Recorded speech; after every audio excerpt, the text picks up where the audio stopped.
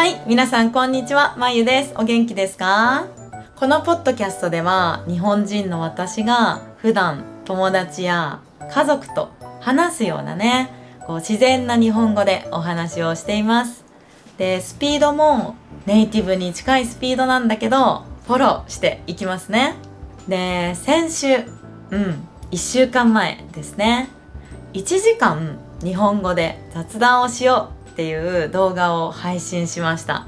そしたらとっても助かったよとか、ドライブ中にね、運転中に聞くのにすごくぴったりでしたっていう嬉しい声をいただきました。ありがとうございます。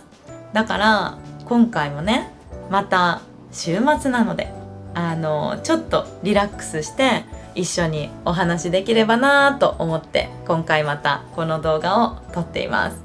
はい、ということで皆さん1週間ね、お疲れ様でしたね。自分に拍手しましょうどうですか？ゆっくり休めていますか？あと心と体は回復しましたか？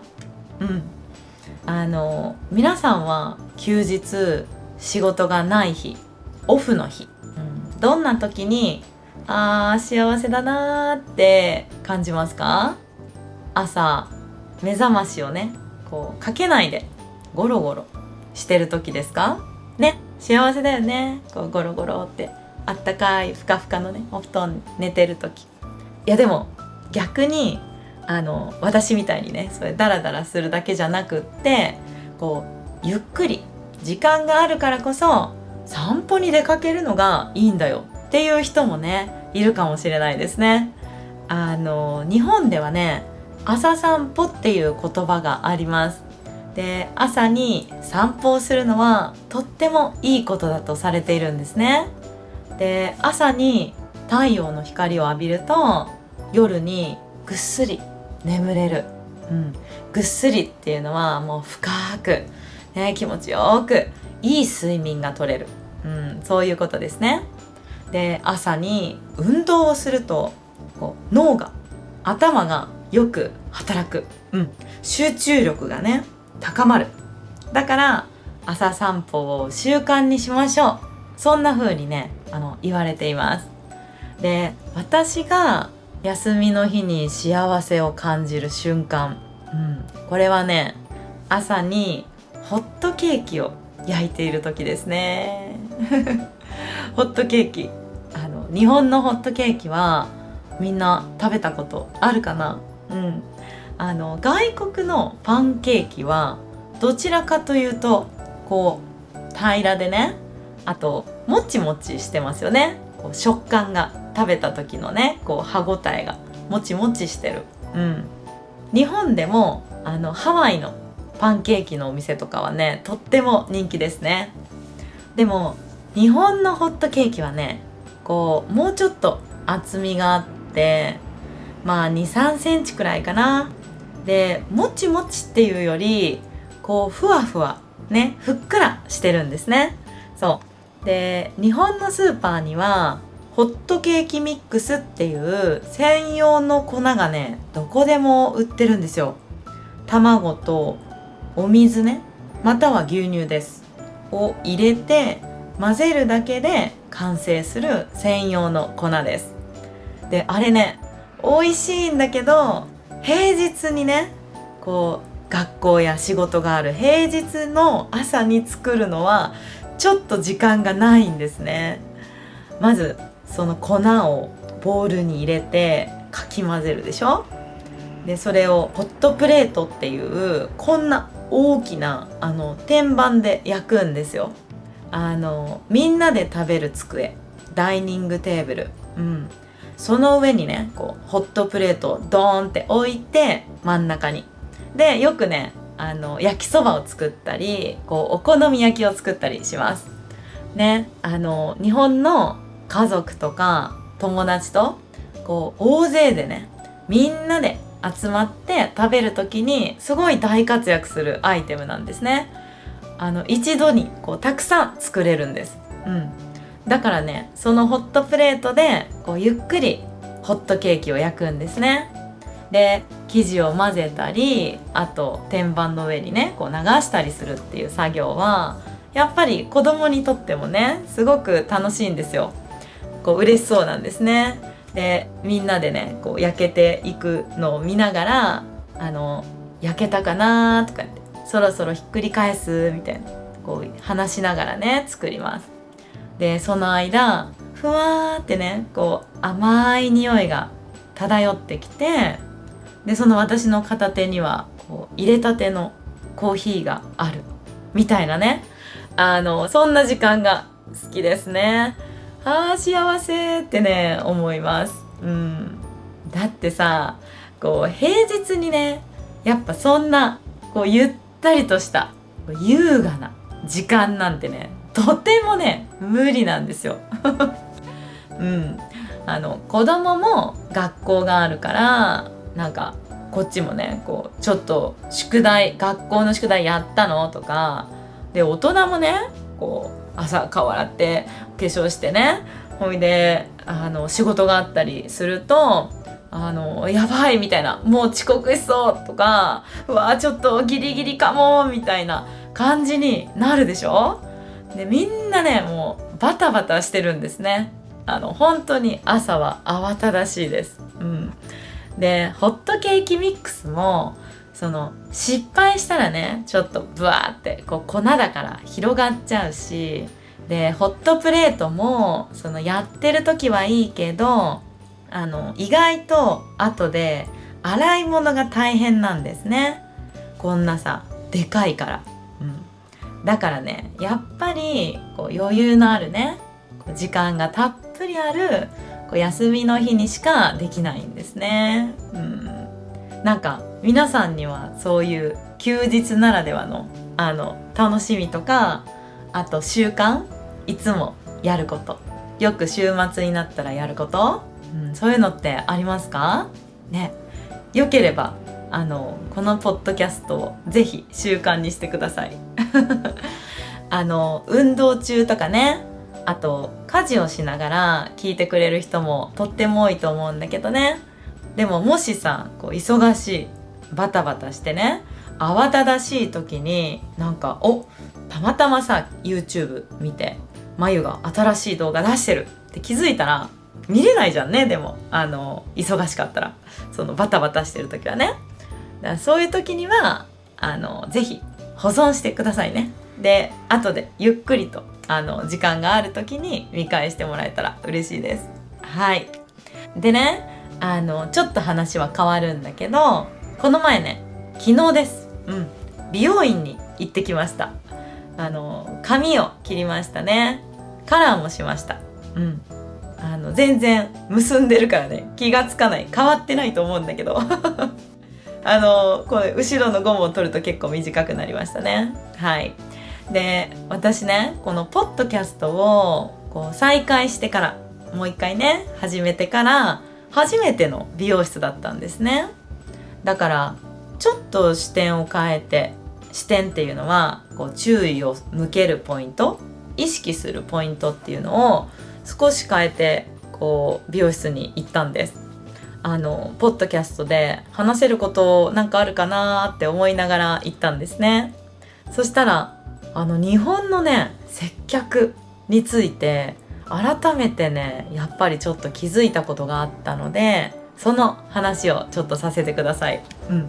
でもし自分がね今外国から日本に来ててこう日本語をまだ学びたてだったらそして初めて日本の美容室にちょっと行くぞ、行ってみようってなったらどう思うかな。ちょっと緊張するだろうなって思ったんですよ。思いながら行ったんですね。こう美容室って1対1のね接客だからさ、なんかドキドキすると思うんだよね。こうスーパーにさふらーっと入るのとはちょっと違うじゃん。そしたら改めて美容室ってすごいたくさん話しかけられるんだなって思ったんですね。でもねその話しかけられるっていうのは別にこう座ってる間こう美容師さんがさ後ろにいる時ね、髪の毛を切ったり、あとヘアカラー、髪の毛を染めてる間に担当している美容師さんとの会話をしなきゃいけないっていうことじゃないの。そうじゃなくって、当たり前の接客の一つとして話しかけられる、一方的なねこう声かけ、っていうのかな、そういうのがすごい多いんですよ。で、普通のお店っていらっしゃいませ、袋いりますか、ありがとうございました、なんかね、もうこれくらいじゃないですか、会話するのって。で、話しかけられるのもね。で、こういう言葉ってあんまりそこまでね、すごく絶対きちんとした返事をしなきゃいけないっていうような質問じゃないでしょ。質問っていうよりも、もうお決まりの決まってる言葉みたいなもの、あまりに当たり前にねこう言われるから、だから日本人だったらもう無視する人、何も反応しない人っていうのも多いし、あと返事をしたとしてもこうどうもみたいな、こうちょっとねつぶやいて、あと簡単な小さなこうお辞儀ね、会釈するって言います。だからペコってねこう会釈だけしてみたいな、こういう人が多いんですよ。そういうお決まりのこう接客の言葉にはね。だからそういうね返事をしなくてもいいけど何か声をかけられてるっていうのがね、美容室はすごく多いんですね。でもいらっしゃいませはさ、みんなもう聞き慣れてると思うの。だからいらっしゃいませみたいにさ、こうね、ラーメン屋さんとかいらっしゃいませとか言って言うけど、大体なんか聞き取れると思うんだよね。いらっしゃいませって言ってるなってわかると思うの。でもそんなに美容室にねもし行き慣れてなかったらね、こういらっしゃいませだけじゃないから、いろんな言葉でその返事がいらない接客で話しかけられるんですよね。だからもし慣れてない言語だったら、自分が勉強中の言語だったら、こう今何言ったんだろうとか、今の返事をしなきゃいけなかったのかなとかね、なんか無視してるみたいな、失礼になったらダメだしとか、いちいちきっとすごく気を使うだろうなって思ったんですね。じゃあね、その問いかけって一体どんなのがあるのって言うと気になるよね。代表的なのはシャンプーをねしてもらっている時のかゆいところはございませんか、もうこの質問ですもうねきっと日本人の 99% がねうなずいてくれると思う。もうわかるって言ってくれると思います。美容室にはこうシャンプーされる台があってね、でそこで自分はこうただ横になって目をつむってされるがまま寝かされてるわけですよ。こうそしたら美容師さんがすごい一生懸命ね丁寧にシャンプーしてくれてるんですね。で、日本のシャンプーは結構別料金ではないです。カットをしても、カラーをしてもシャンプーとこうブロー、髪の毛を乾かすっていうのは結構中に含まれてることが多いです。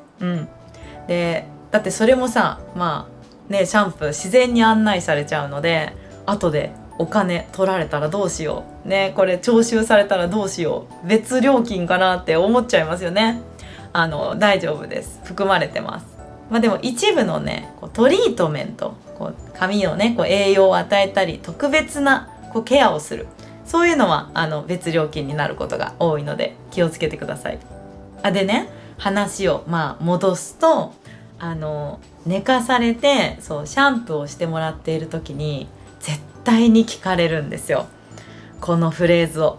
かゆいところはございませんかって。で、日本人はさ、もともと人が自分のためにやってくれてることに対して、たとえちょっと気になるなって思うことがあったとしても、遠慮してあんまり言わないんですよね。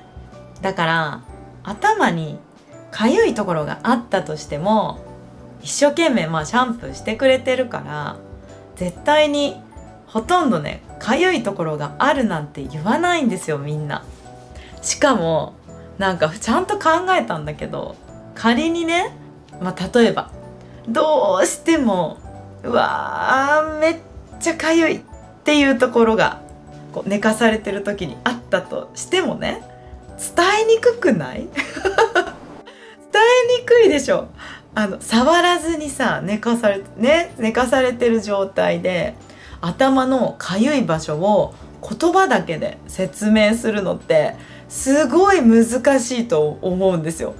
だって触ったらさ、ここですって言ったら、それも自分で書けばいいじゃんっていう話になるじゃんね。だからもしね、こうシャンプーしてる時にかゆいところはございませんか？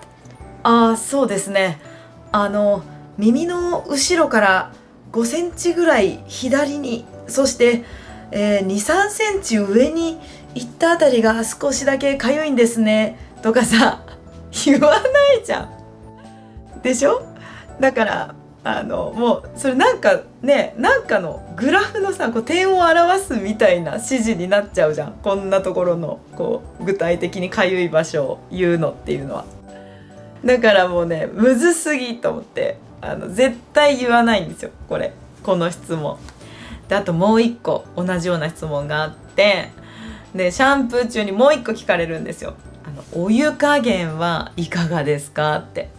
これね、お湯加減は大丈夫ですか？この2つね、2つっていうか同じ意味なんだけど、お湯がね、こうシャンプーしてくれてるお湯が熱いですか？熱くないですか？ぬるくないですか？っていう質問なんですね。でこれもお湯の温度っていうのは特にね、そんなにこだわりがないから、ほとんどの場合はまたはい大丈夫ですなんですよ。だからもしね、覚えといてほしいの。日本の美容室に行くことがあれば、いろんなことをね、そうやって話しかけられます。話しかけてくれますけど、ほとんどがはーいが大丈夫ですでね、いけますじゃあなんでわざわざその返答する必要がないことを聞くのって感じだけど、やっぱりそれがね、日本の接客なんだなっていうふうに思います。何も言わずに無言でシャンプーをして、無言っていうのは何も喋らずにね、ではい終わったよっていうのが、こう気配りをね、とっても大切にしている日本の丁寧な接客としてはちょっと許されない。だから何も言わないわけにもいかないから、ちょっとかゆいとかないですかとかね、こう気を配ってますよっていう PR、としてこう聞かれてるっていうような言葉ですね。アンケートまであるんですよ。新しい美容室に行くと、行ったことのない美容室にね、こう初めて行くとアンケートがね、こう書いてくださいって言われたりします。でそこにはもちろん、どんなヘアスタイルになりたいですかとか、アレルギーはありますかとか、そういう質問もあるんだけど、美容室でね、どんな風に過ごしたいですかっていう質問があったりします。これはこうお話をね、美容師さんとしたいですか、それともなるべく話とかはせずに一人で雑誌を読んだり携帯を見たり、ゆっくりね、誰ともあんまり話さずに過ごしたい、そういうね、気持ちをね、答えられるようなアンケートもね、あるんですよ。みんなね、結構シャイだし、雑談がそういうの苦手っていう人もいますからね。だから特にこう美容室はそういう居心地をね、とっても大切にしてくれる場所です。だから仕上がり、どんなスタイルになったか、いい感じになった、そういう満足度も大切なんだけど、雰囲気がね、とても大切なんですね。おしゃれな音楽がかかってたり、あとコーヒーとか飲み物を無料でねサービスしてくれるところも結構多いです。ちょっとカフェみたいですよね。2時間ぐらいやっぱりゆっくり座って過ごす場所だからリラックスできる雰囲気なのかっていうのが、日本では美容室が選ばれるための基準になっていると思います。だからその気持ちがいい接客の一つとして、気配りされてるなっていう一つとして、さっきみたいにすごくいろんなね声かけがこうあるんですね。だからぜひこうはーい大丈夫ですっていうねこのフレーズもうラケットみたいにね会話のボールがねこうやってきたら打ち返すようにこうインプットしてから日本の美容室ぜひ行ってみてください。はい、皆さんはね日本の接客で驚いたこととか、あと戸惑ったことってありますか？やっぱりおもてなしがすごい有名な国なのであると思うんですね。逆にちょっと驚いちゃうみたいなことがね。でチップがいらないっていうのは本当に楽だなって私たちも思います。チップがいらないのにこんなに素晴らしい接客をしてくれるってねいつも思いますね。なので何かね体験談があったらぜひコメントで教えてください。はい、じゃあちょっとねざーっと喋ったのでちょっとお水で休憩をします。皆さんも飲んでくださいね。はい。でね美容室に行った後はタイ料理を食べて帰ってきました。いつもその美容室へは電車に乗って行きます。だから家から少し離れてるんですね。その美容室がある時以外はあんまり立ち寄らない駅なんですよ。普段は行かない駅です。でだからすごくいつもね美容室に行く時に合わせてそのタイ料理のお店に行くっていうのをね楽しみにしてるんですね。で皆さんは何料理が好きですか？日本の和食は好きですか？日本には本当にねたくさんのいろんな国の料理屋さんがあります。で特に多いのは中華料理ですね。それから韓国料理、タイ料理、ベトナム料理、インド料理、イタリア、フランス、スペイン、ネパールとかねこういっぱいあります。どれも美味しいですね。で特にねその国の方がやっているお店っていうのはやっぱり美味しいですよね。その料理が生まれた場所の本物の味のことを本場の味って言いますね。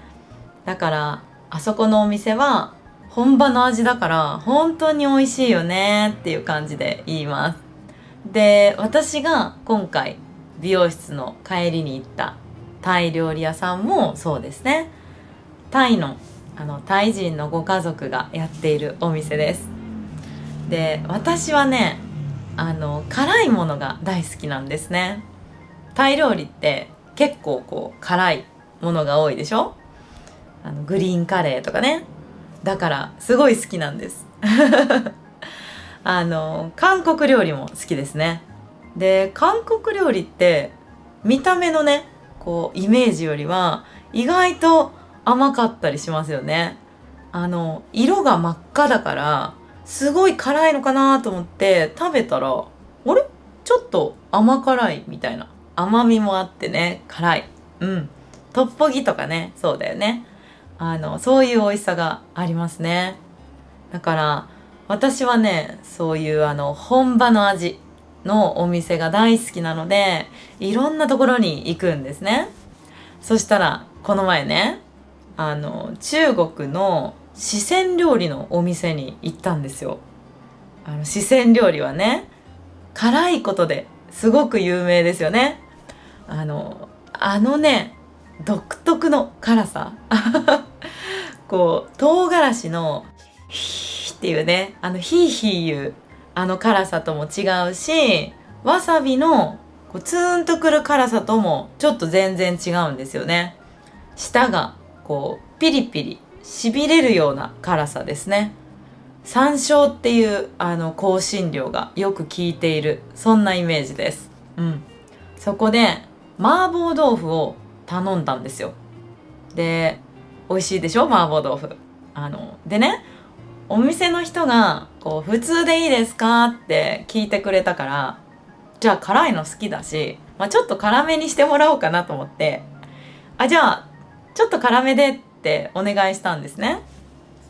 そしたらお店のお母さんね、なんかちょっとニヤッとしてはいかしこまりましたって言ったんですよね。そしたらもうそのちょっと辛めのちょっとの基準がやっぱりね全然違ったんですよ。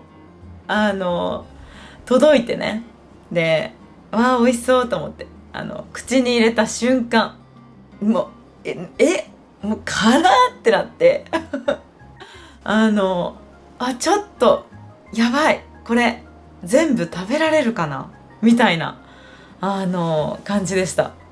もうね突き抜けるような辛さっていうのかな。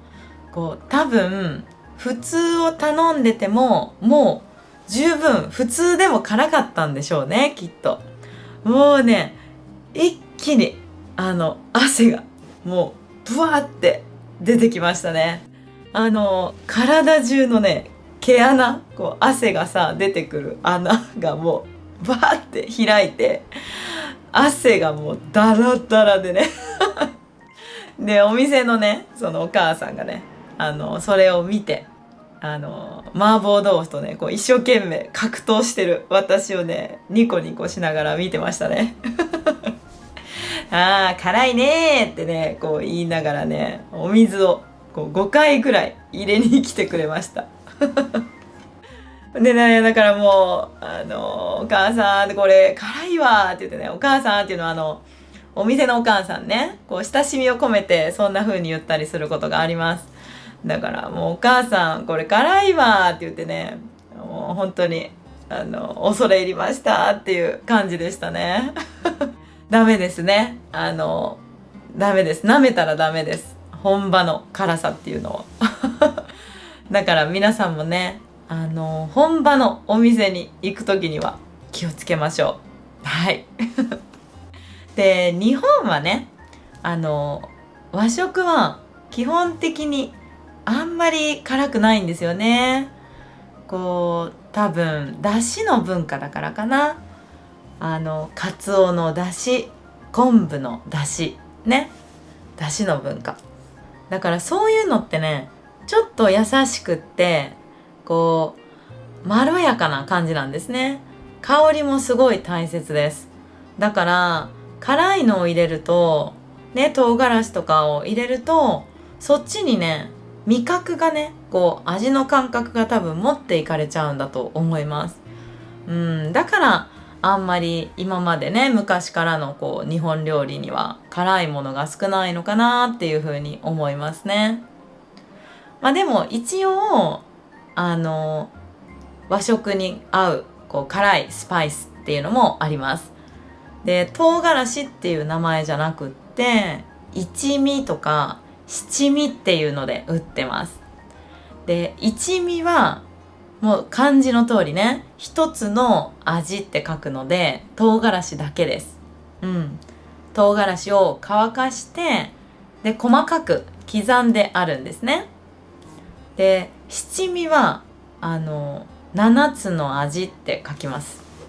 でこれはね唐辛子に柚子とかみかんとか、あとごま、こう黒ごま、白ごま、あと山椒が入ってたりもするかな、さっきのね辛い山椒。だから小さいけどこうちょっと香りが立つもの、香るものね、匂いがあるもの、そういうのを混ぜているんですね。だからこう和風の日本用のミックススパイスっていう感じです。和食に合うミックススタイル和食に合うミックススパイス、ですね。でとっても美味しいので、もしね日本に来たらぜひ買って帰ってください。大丈夫です。ほとんどがね、もう四川料理の辛さよりもね10分の1ぐらいもう優しいちょっとした辛さです。はい。皆さんの国にもオリジナルの辛いスパイスってありますか？もしね辛いものが好きなので、こうおすすめのオリジナルスパイスがあったらぜひ教えてください。はい。で、せっかくねランチの話をしたので、今のね日本のランチの値段、ランチ価格の相場ですよね。そのお話をしようかなと思います。で、私が食べたタイ料理屋さんはすごい人気なお店なんですね。で、もちろんすごく美味しいんだけど、量も多いんですよね。で、お値段もねランチで1000円でした。サラダとスープと大きなこうガパオライスがついてね、美味しそうでしょ。でセットで1000円でしたね。であれだけね美味しくて、でサラダもスープもねしっかり具が野菜とかお肉とかねしっかり入ってて、すごくお得だと思います。満足度が高かったですね。で値段に対してすごくいいなって思う時、パフォーマンスがいいね、コストパフォーマンスがいいっていうところで、コスパがいいって最近の日本語では言いますね。だからあそこのランチはコスパいいよねとか、あと美味しかったけどちょっとコスパはいまいちだったねとかね、そんな感じで言います。だから今の日本で1000円でねたくさん3品もねついてっていうランチはねコスパがいい。だから流行ってるんだと思います。そうで、今のそのお店以外もね他のランチの価格なんですけど、これはやっぱりね場所によっても結構違います。都会のね東京はやっぱり高いです。お店の場所代が高いんですよね。レンタル料のことを賃料って言うんだけど、それがね東京はやっぱりとても高いです。だから私が今回食べたそのガパオライスセット、もう東京だったら多分倍以上、すると思いますね。スープ、サラダで、もしねドリンクとかもついて、あとメインってなるともう2600円とか、が普通になってくるんじゃないかなと思います。で、大阪も中心部、梅田とか心斎橋とかね、そういうところはやっぱりちょっと高いかな。でもやっぱり東京ほどではないですね。で、特にここ数年の値上げがねすごいですね。昔はね、5年前くらい大阪だったら一番安かったらもうねワンコインランチって言って、500円のねワンコインでしょ、一つの500円玉ね、そういうワンコインランチがあったり、あと750円とかね850円とか、もう1000円以下で食べられるお店が多かったんですよね。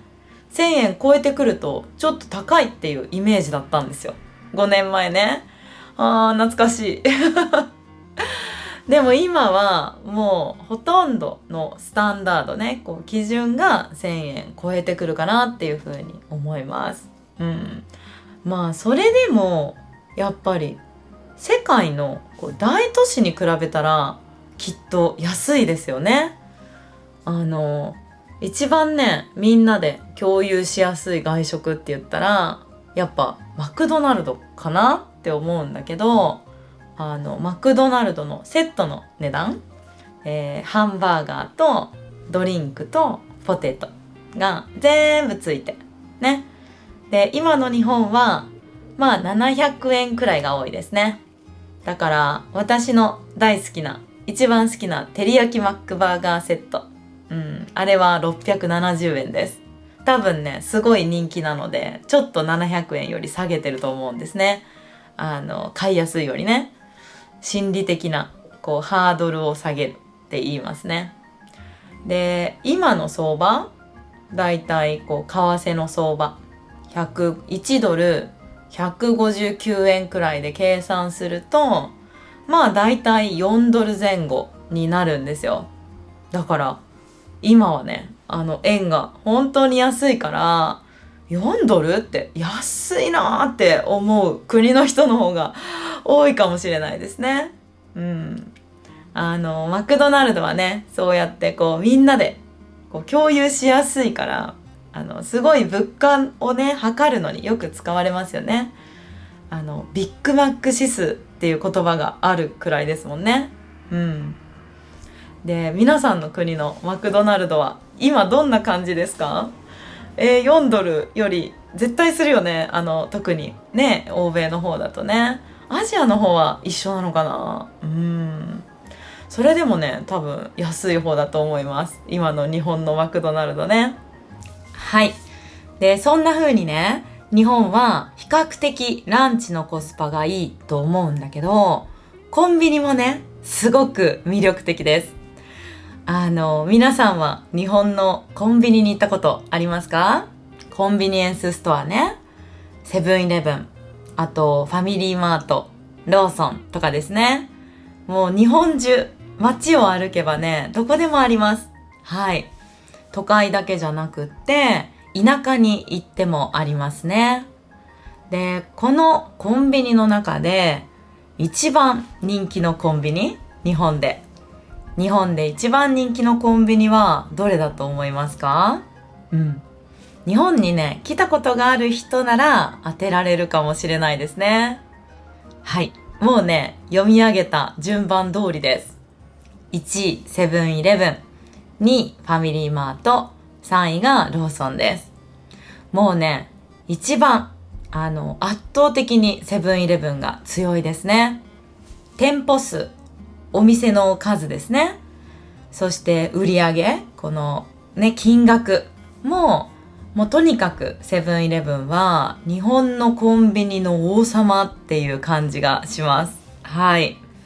で、実際ね、すごく美味しいんですよ。やっぱり王様ですね。あとね、品揃えが上手です。で、私たち日本人はとにかくコンビニでおにぎりをよく買います。おにぎりね、このおにぎり。サンドイッチよりももう圧倒的におにぎりですね。あと、日本はお弁当が有名でしょ？お弁当。だからコンビニはお弁当もね、すごくたくさん置いてあります。品揃えが充実しているって言いますね。で、例えば、とんかつ弁当とか、あと、焼いた、お魚の鮭。鮭とかね。いわゆるそういう、普通のお弁当はもちろんあるんだけど、それ以外がね、すごいんですね。で、もう、お蕎麦、うどん、ラーメン、パスタ、スパゲティね。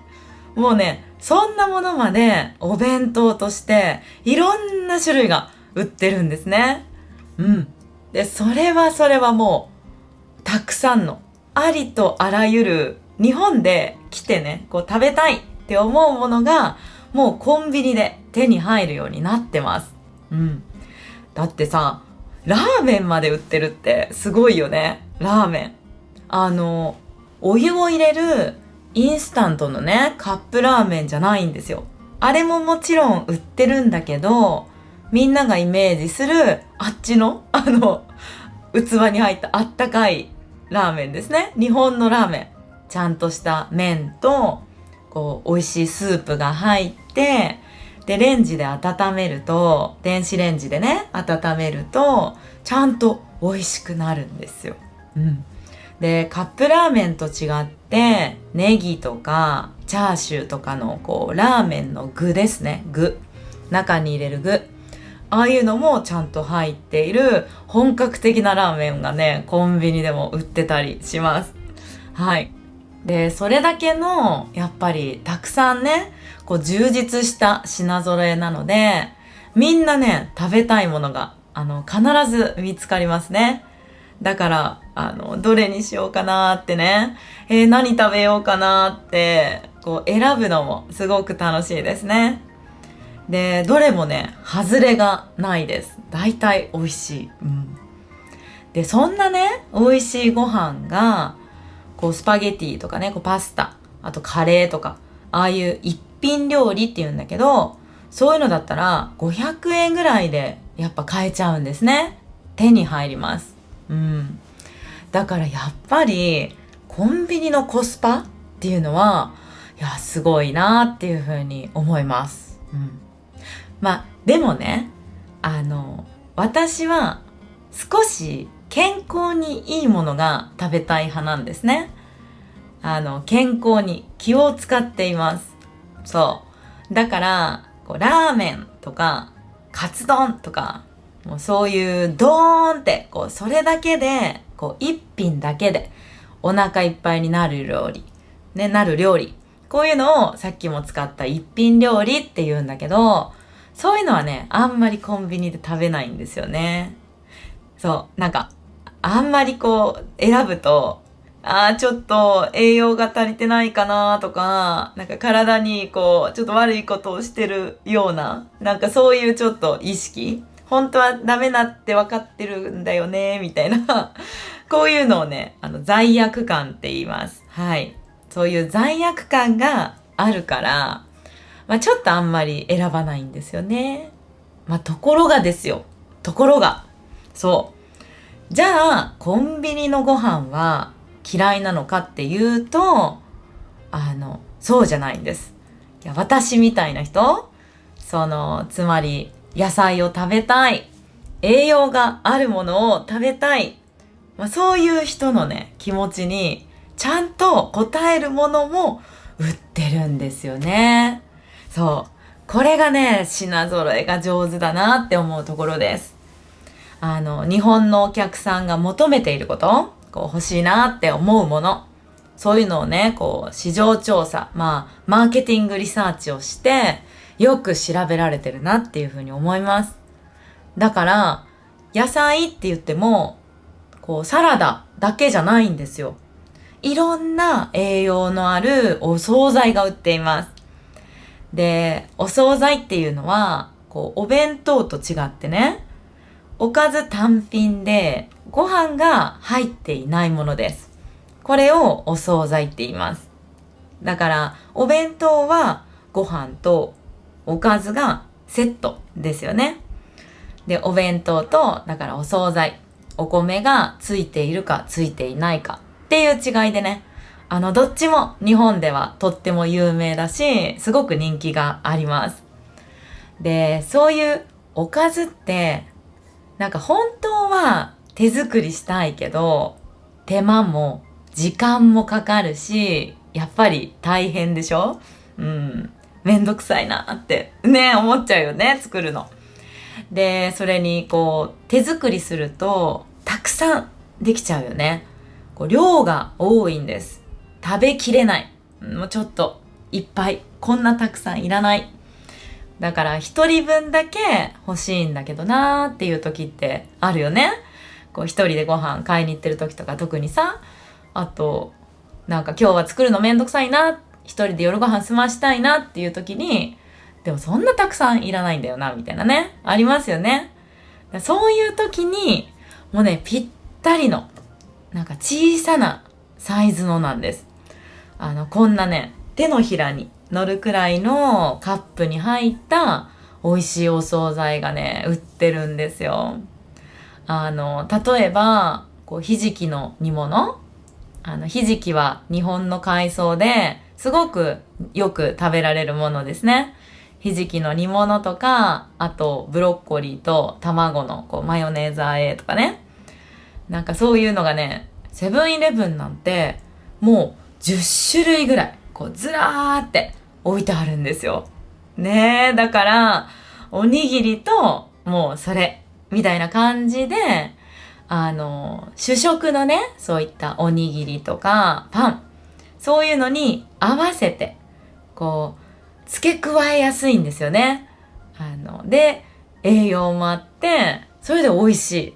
そうだから私はいつもね、今日のお昼はもうコンビニだなとかね、そういう風になったらセブンイレブンをこう探して近くにあるかなって。でおにぎりと野菜のお惣菜を2つ2種類ぐらいですかね、買います。であと、飲み物のお茶とかお水、そんなセットで買いますね。で全部合わせても1000円いかないくらいかなっていう風に思います。そうでだから今ね、ハワイとかの話、こう日本ではすごくハワイ人気だから、ハワイの物価は今こんなことになってますとかね、こうニュースが流れたりするんだけど、お水だけでね、こう3、4ドルだから500円ぐらいするっていうのを見たりするので、だから1000円でね、おにぎり、あとおかず、お茶までついて、もう済ませれちゃう。これは本当にありがたいですね。そう思います。あとね、コンビニといえば私が好きなのがコンビニのコーヒーですね。とってもよく買います。ペットボトルに入ったコーヒーとか、缶に入ったね、コーヒーじゃないんですよ。レジの横に専用のコーヒーマシンが置いてあります。その場でカップを買うんですね。で、こう置いて、で、こうピッてね、ボタンを押すと、ゴリゴリゴリゴリゴリって、豆をその場で引いてくれてね、で、コーヒーがちゃんと出てくるんですね。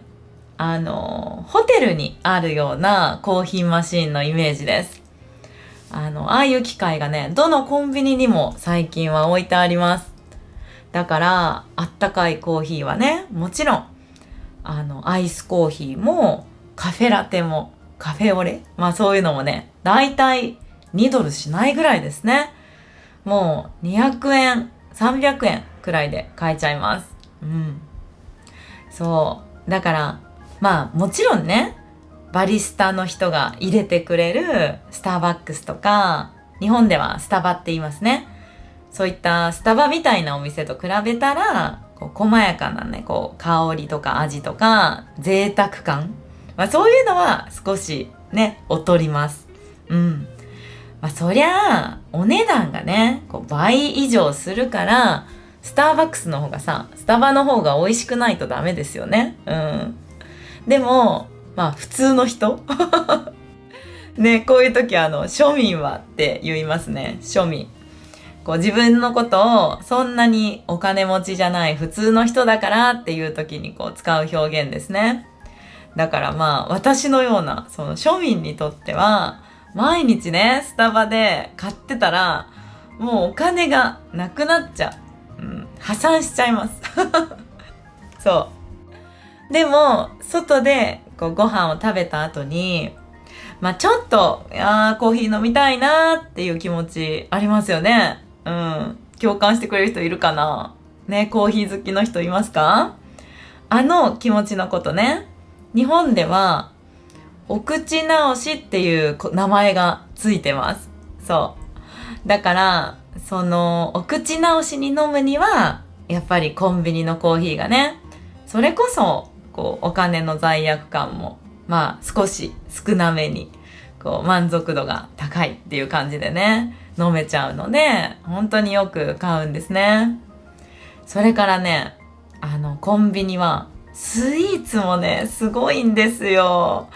もうね、ヨーグルトとかはもちろんケーキとかゼリーみたいな洋菓子とか、あと大福とかね、こうみたらし団子みたいなこう和菓子まで、もうねスイーツ天国なんですよ。冷蔵のコーナーにずらーって並んでます。そう、あれがねまたコーヒーのねお供にこう一緒にねこう食べるのにすごくいいんですよね。誘惑です。食べたいってなっちゃいますね。本当に誘惑です。こうついつい食べたくなる、スーってこう手が伸びちゃう、そんなこう品揃えがしてありますね。そうまあでもね、日本のコンビニのすごいところは食べ物だけじゃないんですよ、実は。で、暮らしの中で必要になるありとあらゆるものが売っています。だから今ちょっと買いに行きたいなとかね、こう暮らしててもそうだし、旅行にどっか行った時にもそうですね。忘れ物した時とか、そういう時に必要なもの、それがね、もう本当に何でも売っています。だから牛乳とか卵とかの食料品、そういうのはもちろんあるのと、ペンとかの文房具ですね。それから歯ブラシ、化粧品、充電のバッテリー、傘、靴下、服とかまでもうね、売ってるところがありますね。本当に幅広いです。幅広く売ってますね。で、多分ね、だからパスポートだけ持ってもうみんな日本に来てもコンビニだけで全部揃っちゃうかなっていうくらいあります。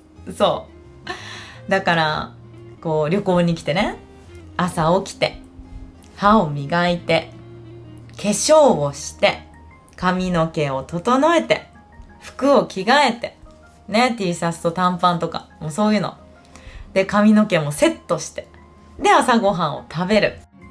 で、あと充電がなくなったら充電もして、でもここまでで必要なものはもう全部コンビニで売ってます。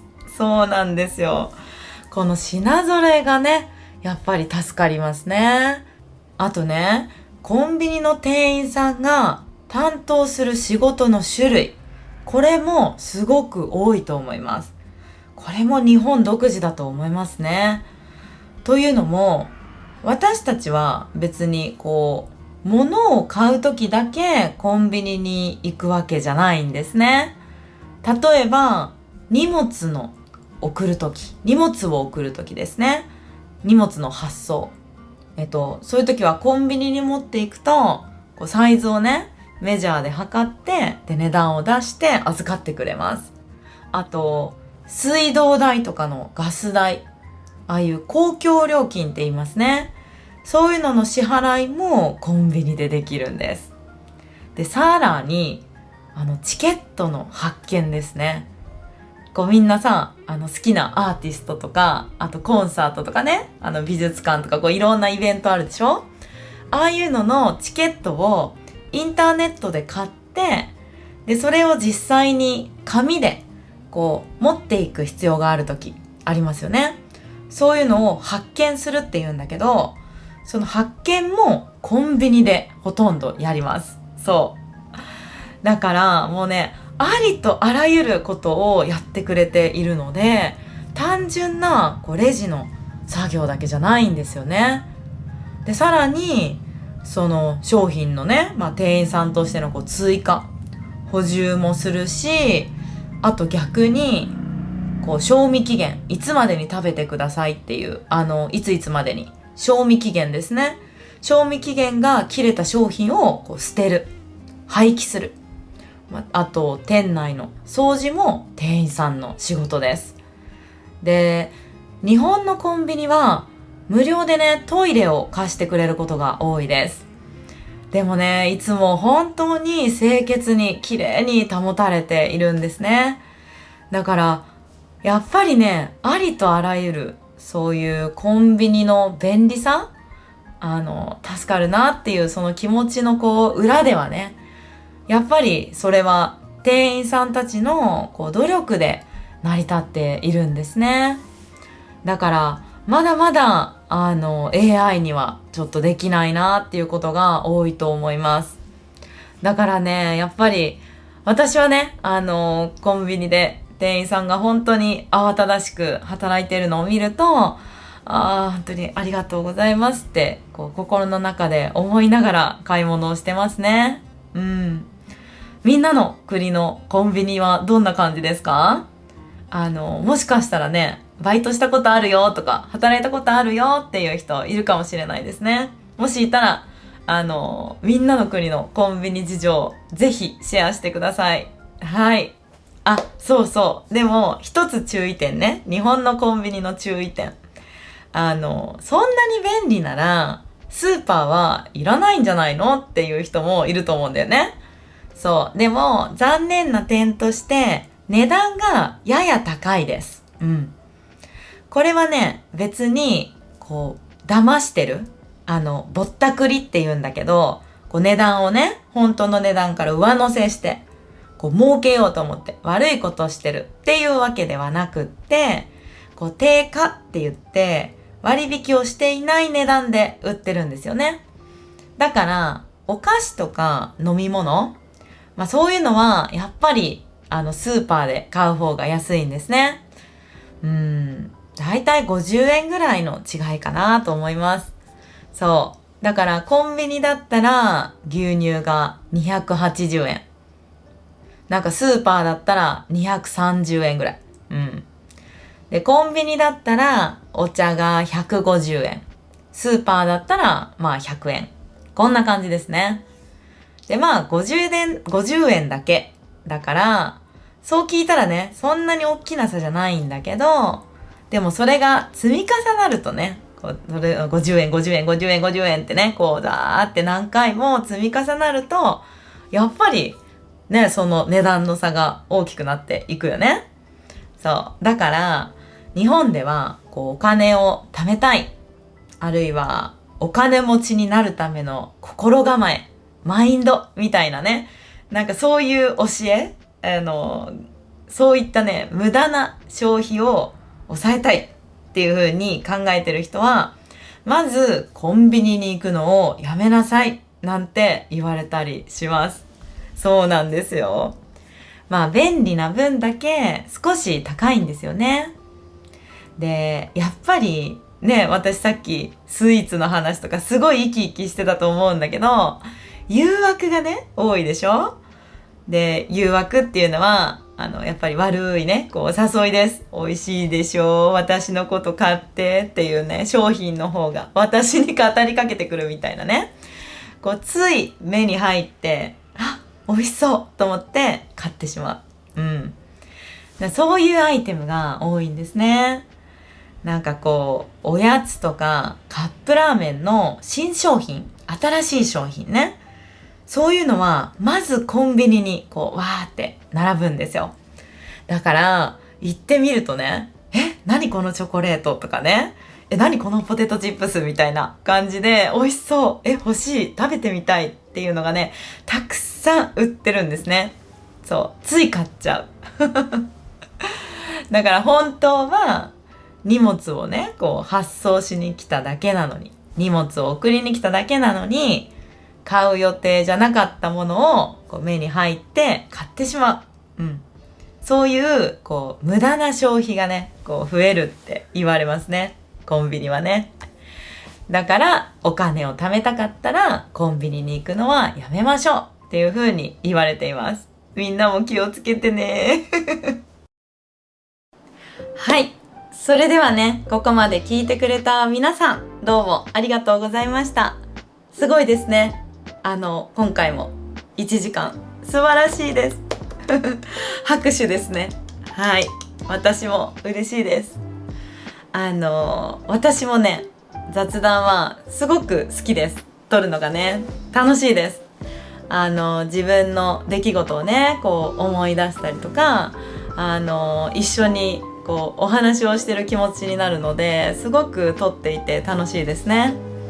で、せっかく聞いてくれているので、この雑談をするときはね、ついつい出てくる話し言葉とか、あとさっきもね一番最初に使ったけどギリギリだみたいな、遅刻しちゃうみたいなね、こういうオノマトペ、あとやばいみたいなね、ちょっとスラングっぽい表現とかも積極的に入れて話をしています。